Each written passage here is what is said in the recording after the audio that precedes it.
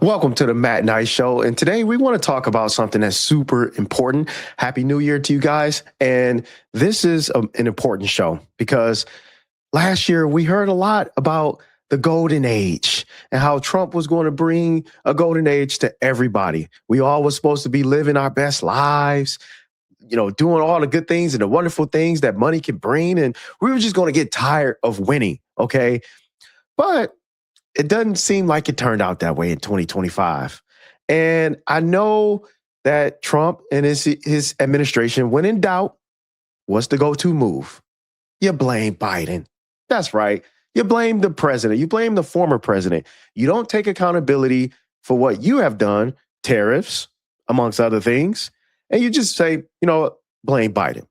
So we're going to play a clip for you and just kind of walk you through the process of what this whole economy thing has been for us and how they keep promising us that the things are going to get better. Things are going to be better.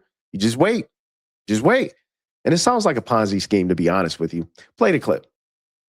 We will end inflation and make America affordable again. Right now, it's the Biden-Harris economy. They're going to try and blame the economy on Donald Trump. Right now, the economy is doing poorly. This is still the Biden economy. I bought a black cup of coffee for $6 today, and I know Trump didn't do that. The coffee cost $6 for a cup of coffee because of Joe Biden. The good parts are the Trump economy, and the bad parts are the Biden economy. Biden is a disaster. This is a disaster. But the worst thing that he's done to us, inflation is terrible. Under Joe Biden's inflation, we all have been paying higher prices for things. We all have not seen our wages go up. I always said we were going to have a detox as we cut back on the Biden spending. But there's a lot of work to do because prices got so high under the Biden administration. The president's is a very strong economy, but certainly an economy recovering from the Biden era. The cost of taxes, insurance have gone up. A lot of that is because of Biden's extra spending. Because of Biden's inflation, because of Joe Biden, because of Joe Biden, because of Joe Biden. Joe Biden dug a big hole and we're filling the hole really fast. So let's just give it a few more months. We're starting to see the green shoots of it. It's going to explode soon. Yeah, it does not happen overnight. Look at that. You know what? Blame Biden. Let's just make a song. How about we just do that? Because I just think that's just so rich how everybody wants to blame Biden. It's Biden's fault for everything. Like, oh, the economy is bad. What do? We just blame Biden, right? Why not? Why not blame Biden, right? Blame Why not? Biden. What are we going to do Biden. again? Blame Biden, right? And I can't get with that. So that's one thing. Now let's talk about how the American people feel about it, because obviously we are living this reality. It's not like we cannot see this. We can actually go to the grocery store and we can see that things are what they are, and you just can't keep blaming a former president. So let's take a look here and see how Americans feel about Trump and his economy. 5 was not exactly the best year for the president of the United States. He started off in pretty gosh darn good territory, right? Trump's net approval rating in January, he was 6 points above water, pretty much above where he was during his entire first term in office. But look what happens come December, 12 points underwater, way, way down there. That is an 18-point decline during the course of the year. Now, what has driven Donald Trump's decline in his net approval rating? Well, it's independents. That is the name of the game, baby. Look, in January, Donald Trump's net approval rating among independents was about even, minus 1 point. Not too hot to trot, but not too bad either. Now, whoosh, we're talking about 43 points underwater come December. That is a decline of 42 points on his net approval rating. Donald Trump is hanging out with Jacques Cousteau. That is how far underwater Donald Trump is with independents at this point. Now, what issues are driving this decline in Trump's approval rating, his net approval rating? Well, let's look at two of the key issues, right? The economy, the reason that Donald Trump was elected to a second term back in January, he was in pretty good shape at plus 9 points on the net approval rating. But look, come December, 16 points underwater. That is a decline, doing the math quickly here, of 25 points for Donald Trump on the key issue of the day, the economy, the reason he got a second term. And then, of course, immigration, which Donald Trump has really focused in on during his second term in office, something he has been focusing on since he first ran for the presidency all the way back in 2015. Well, In January, he was 9 points above water on the issue. Now he's 6 points below water on the issue. So on the key issues of the economy, inflation, going in the wrong direction for Donald Trump. Wow. So as you can see, the people ain't buying it. Okay. The people are not buying it. They saying, no, we're not buying this whole blame Biden situation. And it's funny because those are terrible numbers, really terrible numbers. And you would think like, those numbers are bad. Let's see how we can turn this ship around and let's see how we can do the right thing for the American people. But they don't do it. They don't do it. And at the same time, they're saying, you know what? It was Biden's fault for this. So you know what? I'm going to need a third term. I'm going to need a third term. And that's what you're going to start hearing because you know what? The golden age ain't here yet. It ain't here yet. And we know it's not because since Trump has took office, let's pay attention to this chart here, what inflation and how inflationary things have been. And what inflation means is just the cost of living has risen. Coffee plus 15%, ground beef 14%, uncooked beef steaks 10%, bananas 7%, almost 8%, fresh cakes and cupcakes 6%, lettuce 6%, on and on and on and on. And what do you see here? What do you see the common theme here? Everything is increasing. Your lifestyle, your way of living, everything has gotten much more expensive under the Trump administration. Now, he said on day one, he promised on day one that, you know what, we're going to fix this. We're going to take care of this. That was the promise. Now it's blame Biden. Come on, man. We can't do that.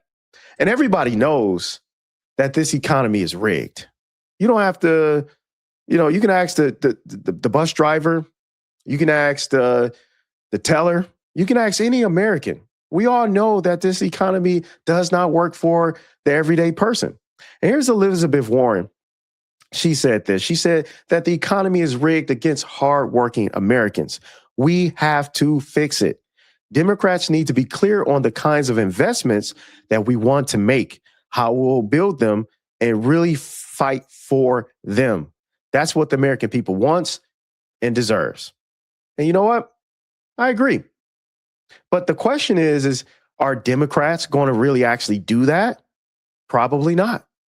And the question is, will Trump and his administration focus on that? I highly doubt that. So that leaves us out on our own as Americans. We are on our own. We have to come together and figure this thing out on our own because the corporations, they not checking for you. They trying to figure out how to price gouge you.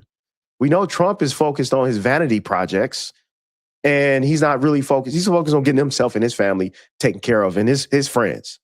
He's not really focused on you. The Democrats, they're too weak and spineless to fight for American working families. They just can't do it. They don't have the stomach to do it. They quit. So we're on our own. Now, what you're going to hear in 2026, because this is a really great year, and we're going to have a good year, at least on this channel. We're going to have some fun. But one of the things that you're going to hear over and over and over again is this future-focused economy. Like, oh, just give it some time. Just give it 3 more months. This economy is about to boom. And listen to what this Trump lackey has to say. And this is Howard Lutnick, one of Trump's economic advisors. Play the clip. In the fourth quarter of 2025, this economy is going to be humming.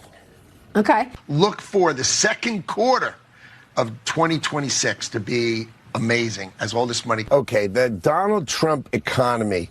We own the economy in the fourth quarter. We start to get, we get shovels in the ground. I would say the first quarter of next year will be the best quarter. Job after job after factory after factory. They're coming, and they're coming now. So I would say 1 year from today, you're going to see job numbers in the second half of next year that are going to blow you away. And I would say the first quarter of next year will be the best quarter. The golden age of America, it's coming now. You feel it now. What's going on?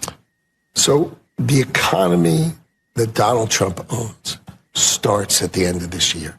You can't think of the employment. You look at next year's employment, it is going to explode. All these factories. The lie detector determined that was a lie. More and more lies. Ain't that nice? Oh, 3 more months. I'm telling you, the end of the first quarter, it's going to be banging. I'm telling you, better watch out. Things are really about to start picking up. Oh, yeah. Just wait next quarter. Wait March. Man, March 2026. I'm telling you, this economy is about to be humming. Woo, man, watch out. You're going to have so much money. You're going to have so much money. You're going to tell us, hey, stop helping us. This is what these people are saying. And at the same time, they're blaming Biden. And Trump, you heard Trump in the previous clip. He said, you know what? For all the bad stuff, blame Biden. And for the good things, I want to take credit for. How can we have leaders like this who never hold themselves accountable, who always blames the other person, who never takes responsibility for the job that they're in? This is why we're never going to find ourselves in a better place until we start holding these politicians accountable, whether you're Democrat or Republican. We see the numbers. We feel the numbers. We feel what's going on in our wallet books, in our healthcare, at the gas pump, at the grocery store. Can we buy a home? People have student loans up the wazoo. And this is something you can't fake. So my hope is that Democrats and Republicans, no matter what side of the aisle you're on, that we can come together and start having policy-focused conversations on how we move this nation forward. All right, guys, that's it for today. Like this video, share, subscribe. We're trying to get to 100 subs, and we'll see you later on today.